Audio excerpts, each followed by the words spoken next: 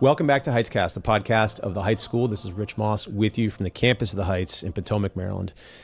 We are here to talk about the education and the formation of young men fully alive in the liberal arts tradition. Thank you so much for listening. Thank you for continuing to share us, our mission and our vision of education, of what our sons can become with your friends. We're really, truly grateful. A friendly reminder that we have our Art of Teaching Boys conference coming up in May. I believe it is sold out, but if you'd like to join the wait list, please do so. We'd love to see you. Mark your calendars for next year. Convivium, our annual conference for teaching men, in November, and then more conferences on the Art of Teaching Boys. Finally, this summer, we have our Teaching Essentials workshop in June here on campus with Mr. Austin Hatch and Mr. Tom Steenson. Should be an awesome week for people interested in just exploring this beautiful art that is teaching.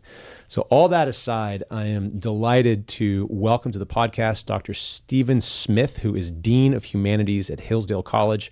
He also holds the Temple Family Chair in English Literature.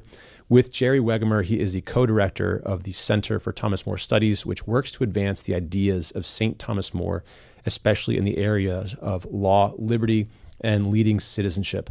Dr. Smith is a graduate of the Program of Liberal Studies from the University of Notre Dame, followed by his master's and PhD in literature and philosophic studies from the University of Dallas. He co-edited the essential works of Thomas More and a Thomas More sourcebook, and has a forthcoming book covering the final letters of Thomas More from his imprisonment in the Tower of London, titled The Last Riddle, forthcoming in June of 2026. So definitely put that one on your list. Today, we want to look more at this idea of leadership and the formation of these leading citizens. So really a privilege to have Dr. Smith on the podcast. Welcome, Dr. Smith. Thanks for joining us. Thank you so much for having me. It's a pleasure to be here. And where to begin? Thomas More wrote so very much, and I think that as we discern, as we deliberate about how we are going to educate the young people that are in our care right now, he has a lot to offer us, and so we can kind of get into the mind of this great educator, this great teacher.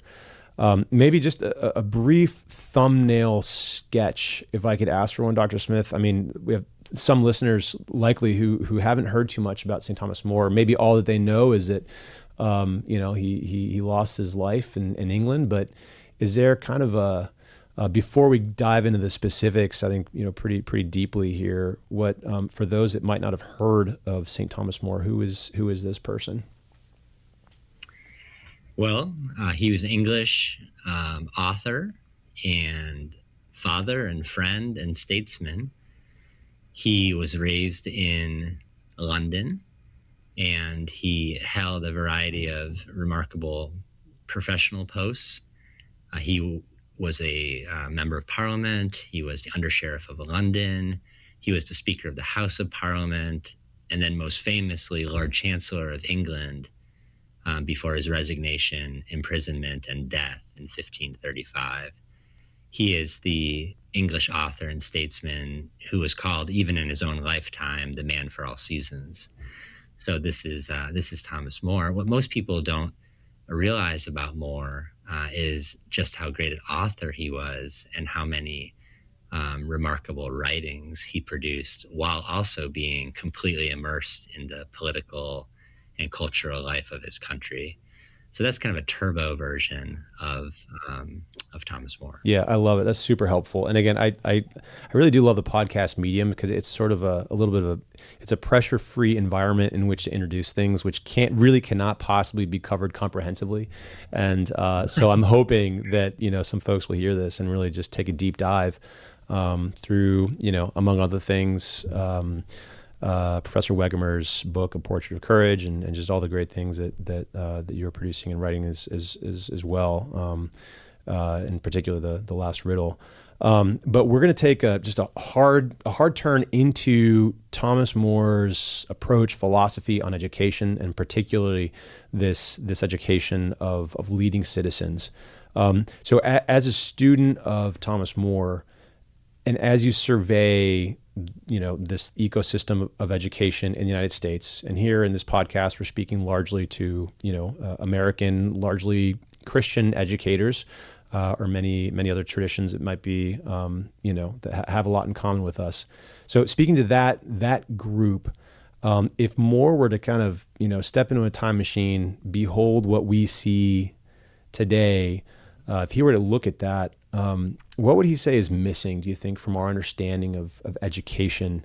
And what would he maybe encourage us to think a little bit more about? Well, great question. Moore loved, he loved many authors. He loved Cicero and Seneca. He loved the fathers of the church. He loved so many great writers and thinkers. But I'm reminded of his love of Cicero in response to your question. At the end of Cicero's life, he wrote a book called On Duties.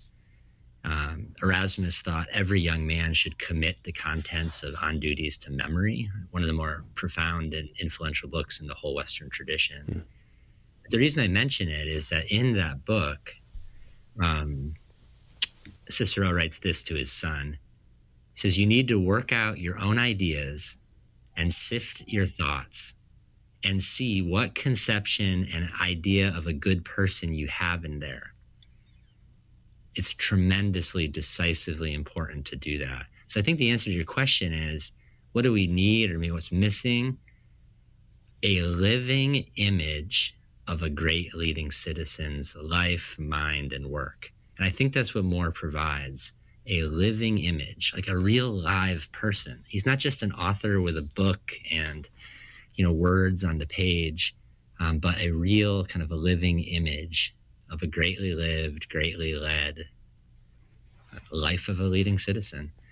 And if you put that in front of the attention and the mind of a good-willed person, great things happen. And especially if you put it into the memory of a good-willed person, they have something they can contemplate, think about, learn from, not just now, but throughout their entire lifetime. When I was a young man, we being Jerry Wegmer and I and other friends, took a group of, great aspiring young high school students to England for a trip called Thomas More in England. And my own knowledge of Thomas More was quite limited at the beginning of that experience. And the encounter with More's mind and his writings, but especially his life, being able to follow his footsteps from his youth through all those professional successes, through family life, through friendship, through controversy, to the Tower of London, and finally to execution and death on Tower Hill. It was this profound, transformative experience for me. And at the end of it, what did I have? I had the living image of a great man in my mind, in the treasure house of my memory. And it has helped me and been of great service to me ever since. So I really think that a living image, not just words, not just definitions, not just principles, these are all wonderful and necessary and good things. But what about the credible, unforgettable embodiment of them in real life? I mean, that's the more difference for me. That's awesome. Yeah, and I think as some of us survey the educational landscape in America, there's so many good, exciting things happening. It seems like on one side you do see kind of an overemphasis on data and information and learning the facts. Just memorize the dates and then take the test, move on, go to a great school, make a lot of money, and and go your way.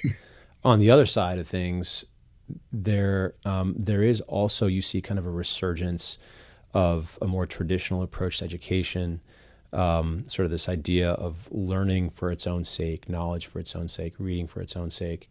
It strikes me that Thomas More almost stands somewhere between these traditions, where he's encouraging us to study and to learn beautiful things and to have these living images of greatness, but not just for the sake of our imaginations and our minds. I mean, he has an interest in the practical as well.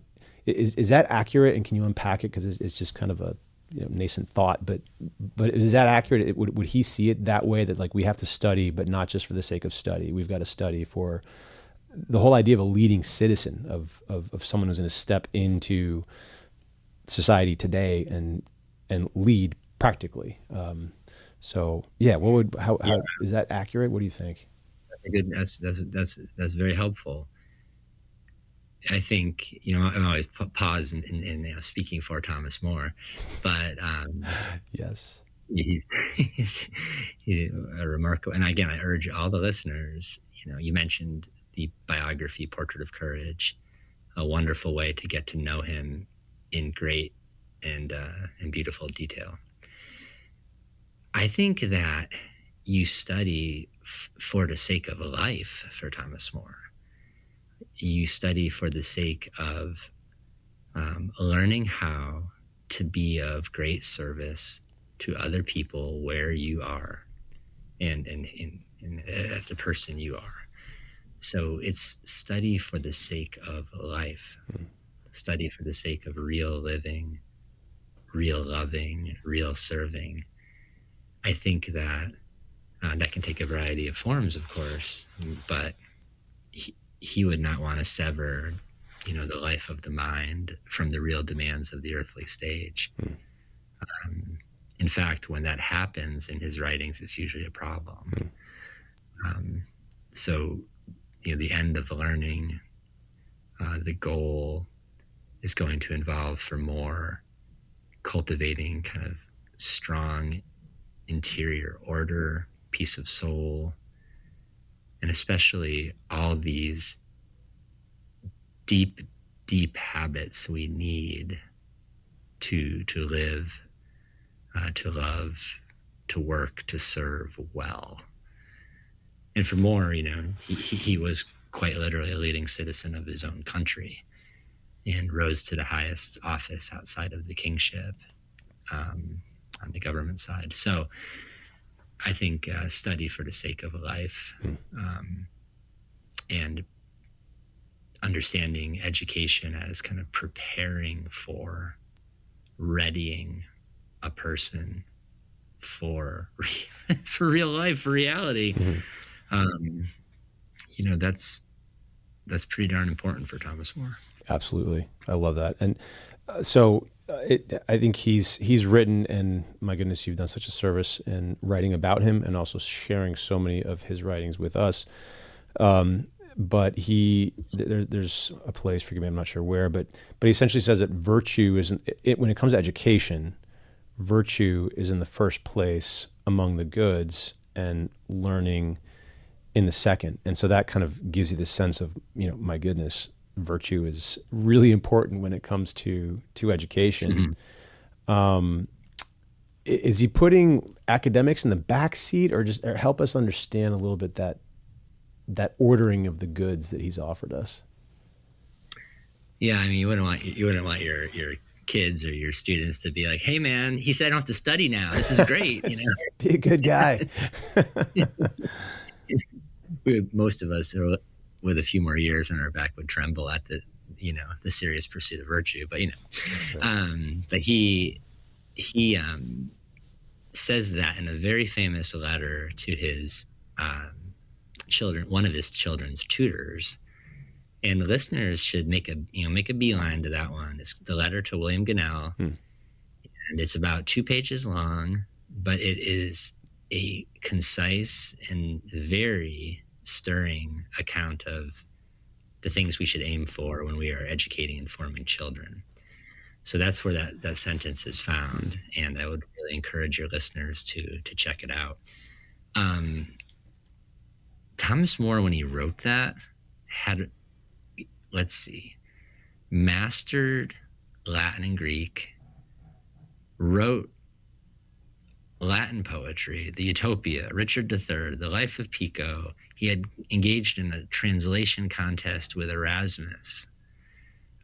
This was a really learned guy. This was a man of deep study, of tremendous intellectual gifts. He was called the only true genius in England at the time. So when he says put virtue in the first place, learning in the second, this is not a sort of anti-learning guy. This is, again, England's one true talent, intellectually one true genius, and a proven writer and thinker at this point. So all that said, he's serious. Put virtue in the first place. And in the context of that letter, he's also, warning the teacher, if you don't focus on cultivating the deeply rooted habits, cultivating virtue in my child, especially in the case of my gifted daughter, Margaret, what are you preparing her for? You could be really, in a way, just cultivating her pride, for example, and her intellectual abilities. You could, not be preparing her for life. And so when he says put virtue in the first place, learning in the second, he wanted his children to receive the best learning they could. And we have other letters in which he writes them and, checking on their homework, so to speak, praising their Latin in beautiful letters. So he loved learning. But yes, and that was the counsel to the teacher: put virtue in the first place, learning in the second. The other thing about that letter that everybody finds striking, I think, at the end, he's kind of going through, help them, cultivate peace of soul so they're not so easily moved by things. Form a well-working conscience in them. They're going to need it throughout their whole life, right? But the last thing he says is help them love good advice and not hate it, which I think is a really great educational goal. I mean, until he put it into words, I hadn't really thought of it that way. But I have kids and I teach young people all the time, and I'm a good old-fashioned human being myself. And it's, good question to wonder about, well, what's my disposition toward advice? Like, do I love it or do I hate it? In the educational context, are these young folks we're forming and preparing, do they love counsel? Do they hate it? Do they love reason? Do they, how's that going? So that's another thing that comes out of this really, really neat letter. But I mean, Moore is a major author in the English literary tradition. So he's not, he's not kind of poo-pooing academics or intellectual life. If anything, his own mind and his life provides a really great example of an intellectual life, richly and well led, at the service of others, at the service of his country, service of his church. I think that's a great way to look at Thomas More as well. But that's the letter I would look at, is letter to Ganel. Awesome. Yeah, it seems directly related to what we're all trying to do. And so you've mentioned a couple of times, or perhaps I have, just that this idea that comes up when you look at what Thomas More did, what he wrote, and it's the idea of the leading citizen, and this rooted in some respects in some of the other authors that you shared with us, Cicero, and just the broader tradition. I have to share that your friend and mentor, again, Dr. Jerry Wegemer, who you've mentioned, good friend of the Heights, formerly way back in the day a teacher here as well, I believe. But so he wrote a wonderful book titled Young Thomas More and the Arts of Liberty, and in there he shares the idea of the princeps, I believe is how it would be pronounced, and when you read this, it is sort of like there's almost a calling to be ambitious, to be a leader. I'm curious, because right now this is a time where everybody's kind of like, we're all supposed to be leaders. And so there's a part of me that almost says, like, hey, we all can't be leaders. I think Wendell Berry writes about this a little bit, where he says, like, we need to be careful about telling every single young person everywhere that that they're going to be a leader, because it's going to lead to a life of disillusionment when most of us have to follow most of the time. But I sense something different in Thomas More, especially as Dr. Wegemer presents him here. I mean, it seems like he's encouraging certain individuals to kind of lean into a position of leadership. Is this accurate, or help me just understand more of this principle of the princeps or the leading citizen, or however we should think about it? Yeah, I mean, if one has the talent and the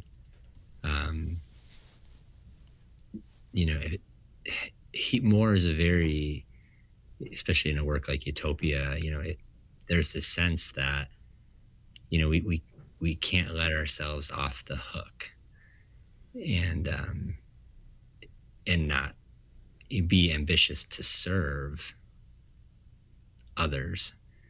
And I think that something, ambition. Moore also describes in Richard III, he describes ambition as a pestilent serpent. Like it can be fault, right? It can just be in the service of our self-love and our pride, and it can be poisonous and disastrous for a person and for a country. But an ambition to serve and to love as a leading citizen, more, that's good. Mm-hmm. And there's nothing to be I suppose to be afraid of there. This idea though of the leading citizen, I brought I have Jerry's book right here with me. It is a wonderful book on this subject. And just say a few things. Cicero is one of the main sources for this idea of the leading citizen, and he writes in one place, the lack of leading citizens in Rome was the cause of kind of tragedy. And he famously wrote, without them, we're left with the name of a republic, having long since lost the substance of one. So these are really important kind of leading figures for any country, any culture.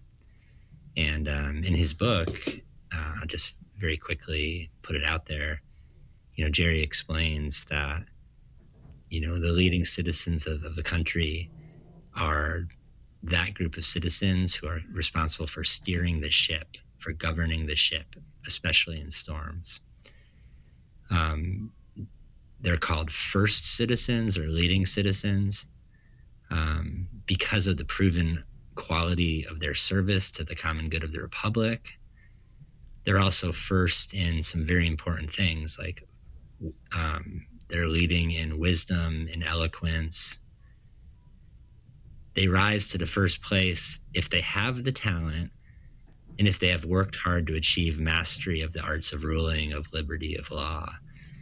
And then to maintain the position of the leading citizen, Jerry concludes, they must prove their loyalty, their constancy, their greatness of soul through many storms and across the whole lifetime. And this is where, one of Moore's great ideals comes into play or into view, which is the key to the leading citizen is integrity. It's like a real living consistency of thought, word, deed, where we are one person and not two or three or four or five or six or whatever. So that's kind of the leading citizen idea in a nutshell. But wouldn't it be great to work toward a renaissance of leading citizenship right now for in our communities, for our culture, for our country, the world? Mm-hmm. I think yes.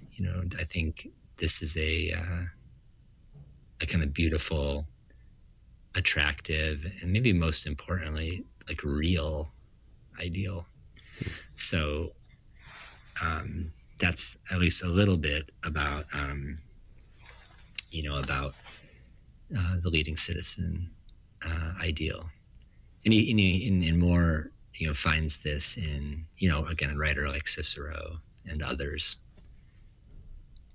And there's a difference between that. I mean, I guess you kind of mentioned, you've discussed it already, but because, again, just to reiterate, there is this danger of pride, right? Where you tell, I think wanting to be at the top for the sake of being at the top, or you tell, all the kids, hey, you're all, we're all gonna be leaders, and so do the best you can so you can just be at the top, but you don't tell them why. I guess that's that ideal of service, which you stressed. I guess that's kind of what distinguishes this healthy ambition, professional ambition, perhaps from a disordered pride.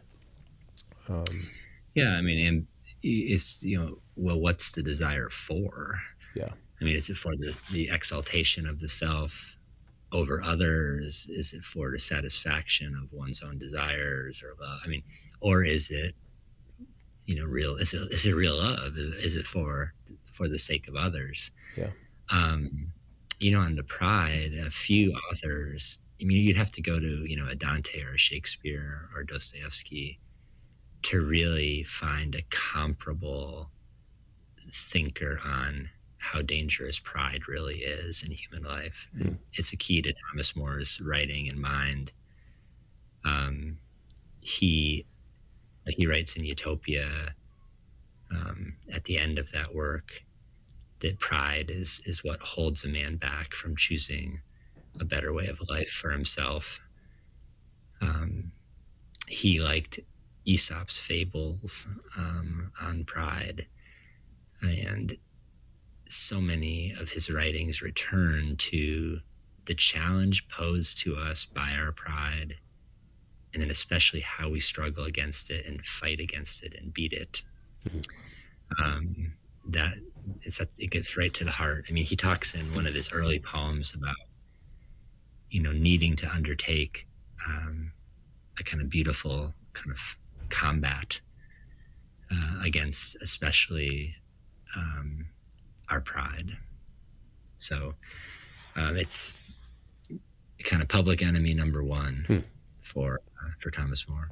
And I wonder if this is one of those areas where, yes, virtue is primary. By the same token, there's, the importance of learning, but there's also the importance of learning at the service of virtue. Like, I'd imagine that there's texts and books and a literary tradition that you can study to help you better understand the danger of pride. In other words, like these two concepts of virtue and academics, or virtue and learning, they're not siloed. And so to the extent that you are virtuously engaging in your studies can give you the love, hopefully, or a better understanding, an intellectual understanding, not just a moral one. Of course, you can't really separate the two, but does that make sense? Like, it seems like you can engage in a deep study of the danger of pride and how to combat it from an academic perspective that then sets you up for a life of higher virtue. 100%. I mean, Thomas More studied pride, through scripture. He studied pride in the writings of Augustine. He did this just to name two. But I mean, when I think of, I'm a literature teacher myself, and, taking a good kind of sober look at Achilles in Homer's Iliad, or to look at the struggles of Dante in the Divine Comedy, or to look at Shakespearean tragedy. Remember, Hamlet ends with the exclamation, "Oh, proud death," from Fortinbras. You can learn so much through stories about the danger of this kind of excessive self-love, this, inordinate love of one's own excellence above all things, especially through, I think great literature has a great service to offer in kind of helping us see pride and helping us turn toward a better way of life.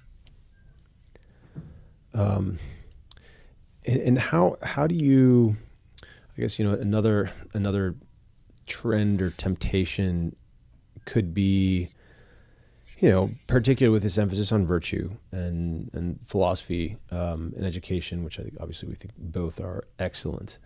But there can be, I think, a temptation, and we kind of hinted at this already, but a temptation to sort of withdraw from the fray, to kind of pull back from society a little bit and say, you know what, things are bad, so we just need to go our own way.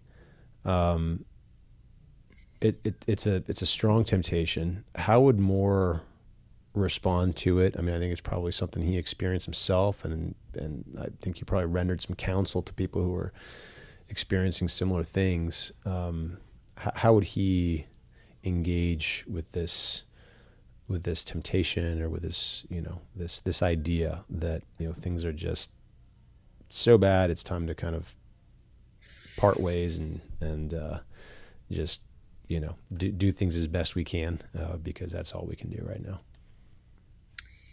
Well, I think that I would share one sentence with you from the Utopia, which is very famous, but is so Moorian. Do what we have to tell ourselves, friends.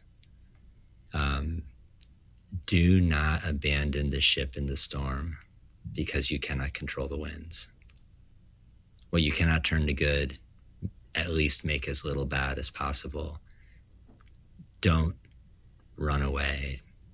Don't try to escape. Keep your hand on that rudder.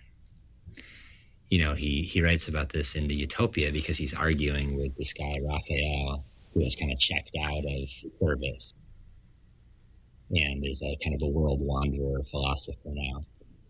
He says that to him. But at the end of his life in the Tower of London, he comes back to the same image. And he says, this is in the context of a book called The Sadness of Christ, which is about the Garden of Gethsemane and Christ's agony in the garden. But he says there, don't be like a cowardly ship's captain who hides away from the storm and abandons the ship to the waves. So one of the most instructive things I think about Moore's life is his sheer energy and his sheer endurance and his sheer strength in attending to his duties right to the end. I mean, he took his own advice, when it came to not abandoning the ship. And you might even think of his death as he went down with his ship. So right to the end. But do not abandon the ship. I think he truly, I should add, I think he really understands why you might be tempted to do that. Mm-hmm. He's a brilliant guy, and he loved liberty, and he loved the intellectual life. And, in one of his writings, he says, the wonder is this world is so mad. Like, if you ever thought, like, this world's just flat out crazy, mad, Thomas More, he's, you're onto something. But again, not a reason to abandon the ship. Maybe a reason to see things more clearly, to prepare more, to equip oneself with principles, to toughen up. But do not abandon the ship. And he didn't, his life of public service is an extraordinary thing to just recall. Not only Lord Chancellor of England, but Speaker of the House, Under Sheriff of London. He really hung in there. He was tough. I mentioned the Speaker of the House. Another thing that people maybe don't realize about Thomas More is it's from Thomas More that we have the first petition on behalf of freedom of speech. And also, as Speaker, he defended the liberty of the House. So More is not only, a guy who lived and worked under a monarch, but he's somebody with deep kind of classical Republican sensibilities. especially when it comes to liberty, to government, to virtue. A remarkable and historic figure. It's awesome. Yeah, I hear so many. I mean, and I know maybe a conversation for another day, but just the roots of our own republic in this great thinker and in the thinkers that he brought into his own life and kind of propelled forward after him. I know those roots are deep. So there's a lot here to be pondered. At the Heights, mentorship is very important, and so it was neat to see then this idea of mentorship taking kind of a pride of place in Moore's own experience. You mentioned already his letters to Gunnell and the idea that we should help our young people be open to guidance and to advice. It's a good one to think about. I mean, not only our young people, but gosh, myself, am I open to it? But I'd love to hear more about what mentorship looks like in this Morean vision of education. Okay. Yeah, well, I mean, it's, we human beings need a lot of things. I mean, we need a profound education formation. But when I think of Moore's life and writings, need for real mentors has to be close to the top. Moore benefited personally from mentorship himself from beginning to end, and several of his works give us an actual beautiful example of serious mentorship in action. There are really two works in particular that really stand out.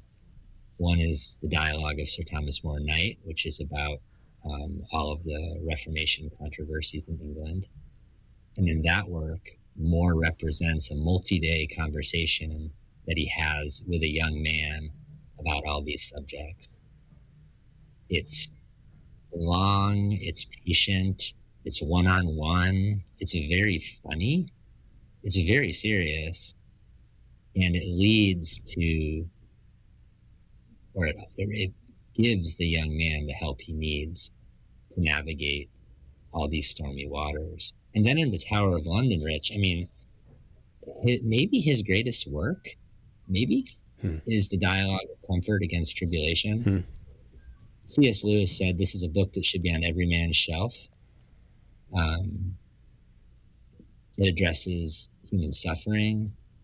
And it's a fictional work, but the idea of it is there's an older man who's on his deathbed, and he is going to counsel a younger leading citizen about all these storms that are coming his way, adversity coming his way, hardship, suffering, and how to endure it, how to bear it, and how to lead himself and others in the middle of something like that.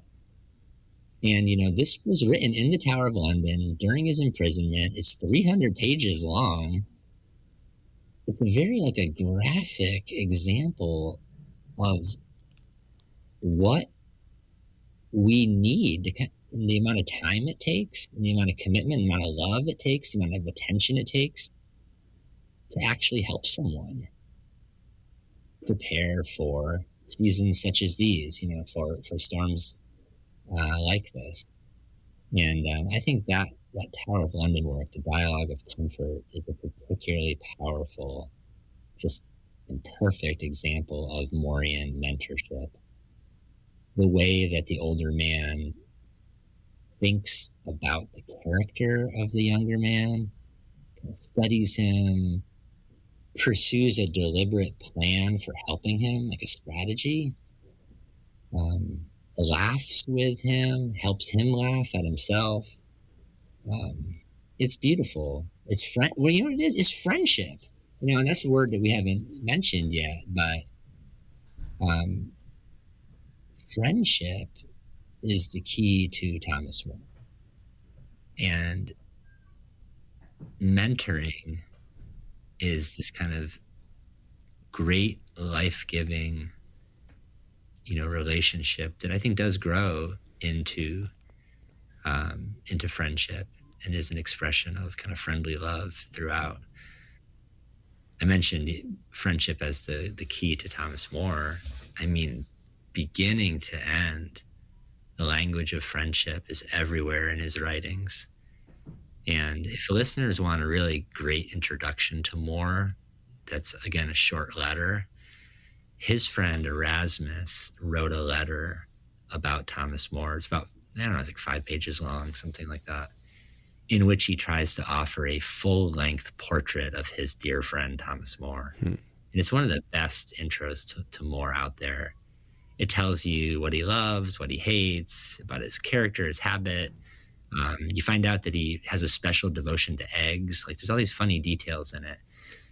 But on the things he loves, Erasmus says friendship is at the heart of this guy. And he goes so far as to say, anyone wanting an example of true friendship, how to make friends, how to maintain friendships, how to grow friendships, how to be a friend, can find it to no better purpose than in Thomas More. So back to your mentoring question, it's part of his heart for friendship.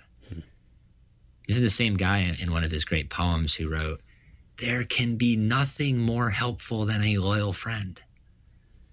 And so I think with the mentoring from the Tower of London, Rich, he's sitting there and he's thinking, what do these other people need?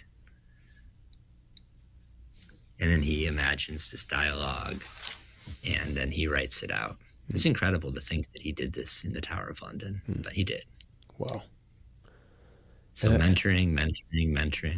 If I could, a variation on Hamlet. Yes. The mentoring's the thing. That's the key. And boy, again, look at 300 pages, 400 pages. It's not just that these are long works and maybe he should have like tweeted instead or something. It's how long it takes actually to have a serious, real, transformative conversation with another person and help them. It takes a lot of work. And I think he's really, really instructive on that. And he was a famous friend. He was famous for the arts of friendship.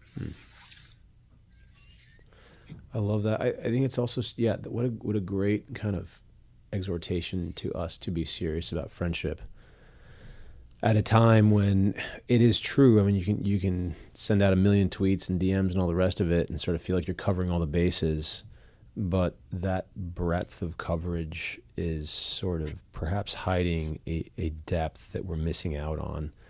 And I hadn't thought about it in the way that you explained. To think of Thomas More up in the tower just violently tweeting rather than giving us this these great works. Well, he could go short if he had to, Rich. I mean, hey, look, the king commands him to be brief on the scaffold, right? Yeah. Don't give one of those long, compelling speeches for the history books. So he goes, "I die the king's good servant and God's first." Period. 140 characters or less. Hey, blue check. Give that man Twitter. Yeah. Give that. Yeah. The thing I was going to mention on the missing, because you started off our talk asking what was maybe missing. I thought a living image is what comes to mind. A credible, beautiful living image of a leading citizen. Yes. More. But the other thing is, it comes out in More's writings, it really takes a good amount of time and attention to get to the truth of what somebody in fact thinks about himself, herself, life, what it's all for. Like in Utopia, for example, it takes all the way to the end of the first book to find out what this one guy's hang up really is, or what he really thinks, as he says. And And I think too, with these dialogues, like with the young man in the case of the dialogue of comfort, yeah, this guy's not really crazy about like having physical violence done to him, being violently killed, or there's all sorts of things that come up. But for some reason, it takes time and attention and love and patience and endurance and prayer to get to these kind of disclosures, right? Like people just being candid or being honest or letting you know what they really think or how they really see things. Yep. And I think that's very instructive also.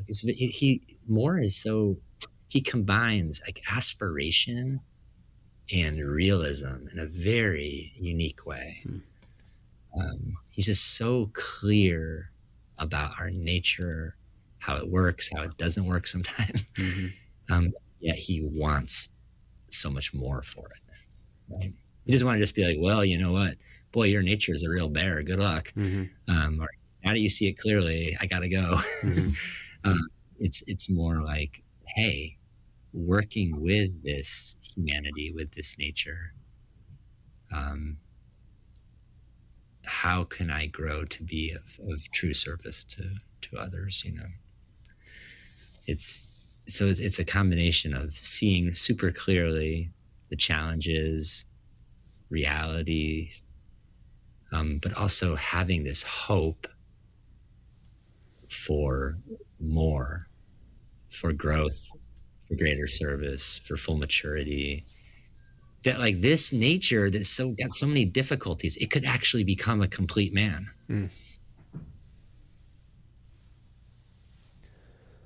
You and I were corresponding a little bit before this conversation, and the correspondence itself a blessing here. I'm gonna hang on to this email, but you write, and I'm not sure this is a quote from Thomas More, but you say that he called hope the indestructible virtue, and so I think that's awesome. I'd love to hear more about that, and then also the link between the hope that you were just telling us about, this indestructible virtue.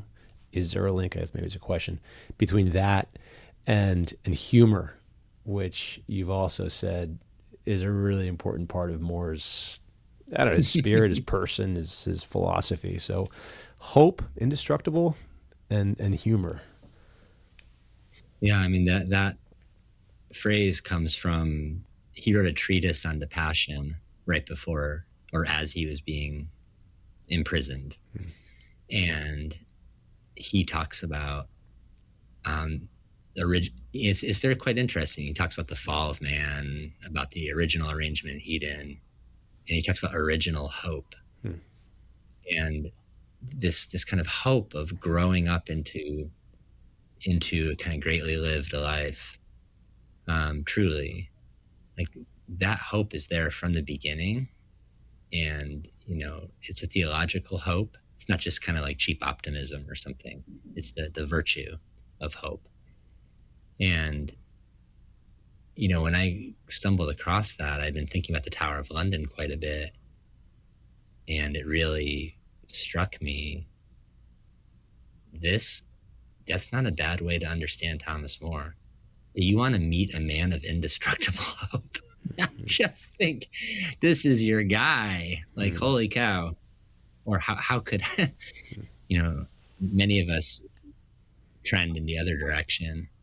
Our emotions get the best of us. Despair is always there with its arguments and its daggers and its knives and everything. But to become a soul of indestructible hope, of that embodying that virtue, I think is deeply, deeply Morean. And I think it's his hope, and of course his faith as well, that gives him that deep, good humor that he was very famous for. He's the merry Moore. He's he loves to joke. He loves a good laugh. But humor is very interesting. It's an expression of our reason often. And in Moore's case, when he can laugh at tyranny, when he can laugh at threats of violence against him, when he can make a joke on the way to decapitation, you might ask yourself, okay, well, this guy's maybe crazy, like this guy kind of nutso, or maybe this guy has a perspective on human life that makes sense of this good humor. And I would say, looking at his, what he calls deeply rooted habits and dialogue of comfort, looking at his faith and his hope, his ability to govern his emotions, all these things, that's sort of the bedrock of that good humor. And it startled people, Rich. Like people were like, the one guy who saw it said, I couldn't tell if he was a wise, foolish man or a foolish, wise man when I saw him go to his death.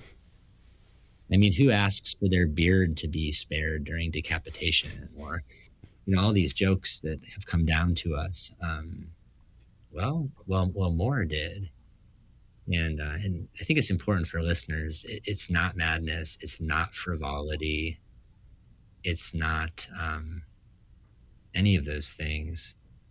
It's an expression of those habits, of his faith, of his indestructible hope, of his good cheer, even in the face of complete and apparent earthly defeat.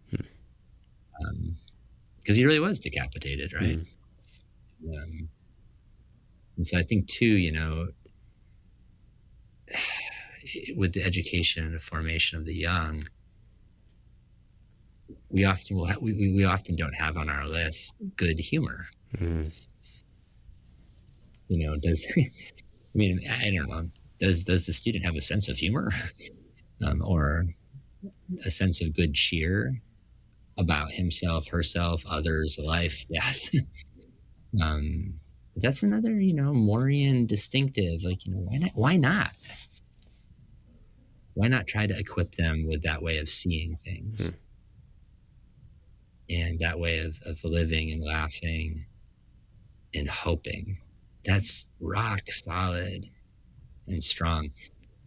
The other thing that Moore is, I guess, famous for at the end is he loved a scriptural verse, omnia bonum, all things work to the good. And, his friend Erasmus, in trying to describe Moore, said he was a guy who had learned how to say that to everything that happened to him, no matter how badly it appeared or was. All things work to the good. All things work to the good. And he had that trust and that hope that served him very well, especially through his imprisonment, trial, and death. Omnia bonum. I love it. That's hard. It's hard to do. I mean, try it. Run an experiment. Yeah. Say that back to some great reversal that happens to you today or tomorrow or next week. Yeah. Run a systems check. Yeah. Oh, Did I say omnia bonum to that, or did I say something else? That's right. Yeah. Well, but this is why we study, though, right? I mean, a living image. Like, who is this guy? Yes. How did he do that? Yes. Yeah, and then to ingrain. Was he great? Yeah. No, and then to through the study of this person, to take that living image and try to engrave it in your own affections and manner, to the point that when you hit your thumb with the hammer, that's there. And you think of Thomas More and you say, omnia bonum. That hurt, but here we go. That's awesome. I should mention one other on the mentoring. Please. I mentioned the dialogue of comfort, which was the older man, younger man. But the other precious example that we have that's not fiction is Moore's relationship with his daughter, Meg Roper. And if you want to kind of get to the heart of that relationship, it was his concern for her that was behind the letter to Ganel that we mentioned earlier. But in the Tower of London, a letter comes down to us describing a conversation between Meg and Moore about whether he should take the oath or not. And that's another example where you can see, in this case, it's father, daughter, friend, friend, a long conversation, a courageous conversation, a clear conversation, a humorous, at times, conversation about life and death. And Meg says, why can't you take the oath? So it's the stakes are as high as they come. Yeah. But it's another example of this kind of a loving friendship, this mentoring in action. And it's not particularly long, but boy, is it beautiful. And at the end, after Moore's trial, after his condemnation at trial, it was his daughter, Meg, who had the courage to break through the guards and embrace her father in public twice. And that famous, you can see paintings of it and whatnot, but that famous moment was remembered by Moore himself in the last letter he wrote to Margaret Roper the day before his death. Wow. He says he's going through all these different things. His whole mind is full of names and final directions. It's over. He's going to be executed the next day. And he says, Margaret, I never liked your manner better than when we parted last. He singles that moment out and he praises her for it, for her courage, for her love that does not care for worldly courtesy and the threats of, Henry's guards and all this nonsense. So that relationship is a beautiful one, and one that a listener should really, really look into. He also says very simply, and these are some of the last lines before he dies.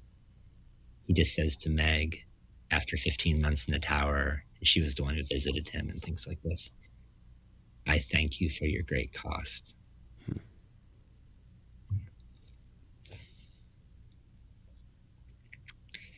I thank you for everything you did to love me during this imprisonment.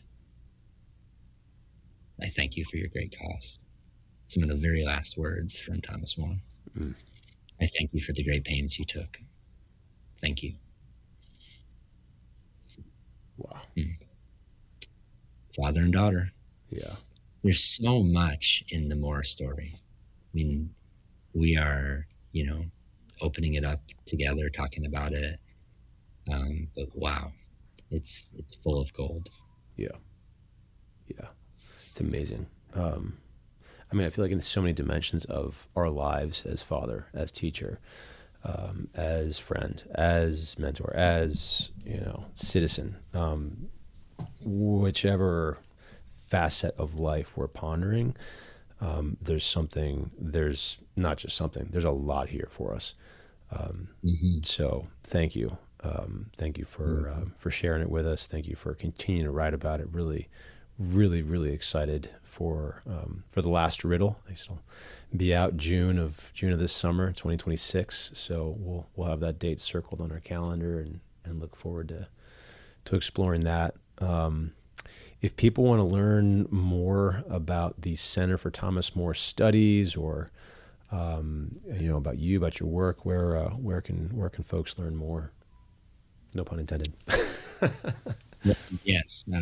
Please come to the thomasmorestudies.org website, and you'll find there, we recently completed a video class called Thomas More, a Leading Citizen, which introduces More and his writings and his life to contemporary viewers.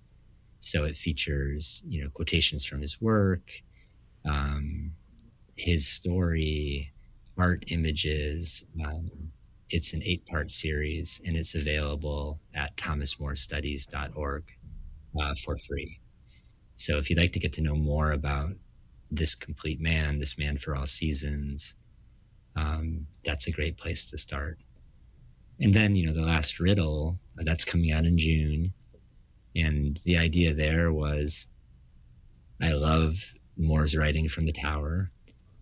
And I love that he wrote letters from basically the day of his interrogation to the day before his death. And I wanted to share that with readers. You could actually follow, the drama of Moore's mind, his heart, his soul, his life from that moment. You're interrogated, you're arrested, you're imprisoned, to his trial and to his death. And so the book has all the letters in it, and then commentary from me. And it also contains the beautiful and kind of unforgettable prayers that he wrote in the Tower of London. So it's I would call it a slim volume,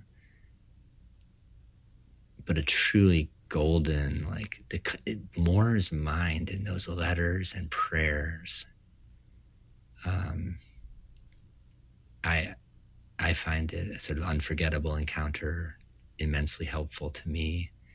And I wanted to share his mind from the Tower of London with others. So if you want to know what he was thinking in those letters, if you want to know how he was praying, what he was praying for, if you want to know the counsels, the advice of Thomas More from the Tower of London, that's what the last riddle is. Awesome. Oh, and I should explain the title, by the way, really quick. He said at several points in his imprisonment, and very famously to Meg, his daughter, Meg, I'm living a riddle. Don't you know that? The riddle of how a man can lose his head and have no harm. That's the riddle I'm living. And of course, for people who wanted him to survive, they weren't, Yeah. Very funny. But that was how I'm living a riddle. Yeah. How a man can lose his head and have no harm. And then he lived it. It's awesome. And we get to continue to live that through your work. As I have to ask as well, just as a high school teacher, as an educator, the Center for Thomas More Studies, I believe you offer some training as well, or different things. What sorts of resources are available to educators who want to learn more about Thomas More? Yeah, please contact us. Our website, in addition to the Leading Citizen class, we have editions of Thomas More, teaching materials on Thomas More, artwork on Thomas More. It's sort of your one-stop shop clearinghouse for all things Thomas More. No. There's also essentialmore.org, which was the supporting site for the Essential Works. But as far as activities for teachers, please contact us, especially if you're interested in teaching more, adding him to curriculum. He fits great in Western civilization. He's like the last figure in James Hankins' new book on Western civilization, and on the first half of it. Thomas More is the finale. And he's wonderful in literature. There's a huge Thomas More Shakespeare connection. The Utopia is one of the great books of the Western world. It goes on and on. So, if you have interest in how could I study the mind of Thomas More more, the life of Thomas, and how could I share it with others, we want to talk to you. Yeah. And so contact us. You can contact me personally, and also through the website as well. And we have programs that we conduct for folks with those interests. Beautiful. That's awesome. So we'll have links to all of this in the show notes, and I'll share that Thomas More is most definitely a part of our own Heights curriculum in our History of Western Thought class. Even in some of the classes dealing with our own American history, as we try to understand the roots of our wonderful, much beloved republic. He makes a couple of appearances, and also folks that Thomas More, I think, probably proffered to us, people like Cicero and Seneca and Erasmus and others. So definitely a wonderful resource here for everybody. So if you are interested in teaching Thomas More, or teaching about Thomas More to your students, please do check out the show notes, and we'll have links to all of this wonderful stuff. And hopefully you can bring this incredible mind and his time to your students. Dr. Smith, I cannot thank you enough for your scholarship and your time. You've been very generous, and we're deeply, deeply grateful. So wishing you all the best with the forthcoming publishing of The Last Riddle. And really grateful. Thank you so much. Thank you. Thank you for the excellent questions, and especially for the opportunity to share Thomas More with others. Thank you. It's been a pleasure. All right, thanks once again to Dr. Smith for his time, his expertise, his study, and his graciously sharing all of that with us here at the Heights. I think St. Thomas More has so much to say to us as teachers in this incredible liberal arts tradition, with its love of the church, with its love of the human. So I think we would all do well to do some reading. I certainly have a lot of new texts on my personal list. So my thanks once again to Dr. Smith for his time and his guidance. Do check out thomasmorestudies.org and some of those other resources that Dr. Smith mentioned. Again, a lot of really good reading, some great literature, new book forthcoming, this online course on leading citizens, forming leading citizens. So a lot of really good stuff. To support the work of the Heights Forum and everything that we're trying to do to be a part of this marvelous tradition, please do visit heightsforum.org. Click on support, everything you do. So very much appreciated. You keep our doors open here in Potomac, Maryland, allowing us to form leading citizens here and allowing us to share this vision of formation throughout the United States and the world. We can't do it without you. Thanks for being a part of this extended community. Do visit heightsforum.org as well to learn more about the Art of Teaching Boys Conference in May or the Teaching Essentials Workshop in June. Finally, to join us for our Parents Conference. That is April, this coming April 2026. Visit heights.edu to learn more about that. So a lot of good stuff happening. Thanks for making it all possible. Thanks once again to Dr. Smith. We'll talk to you next week.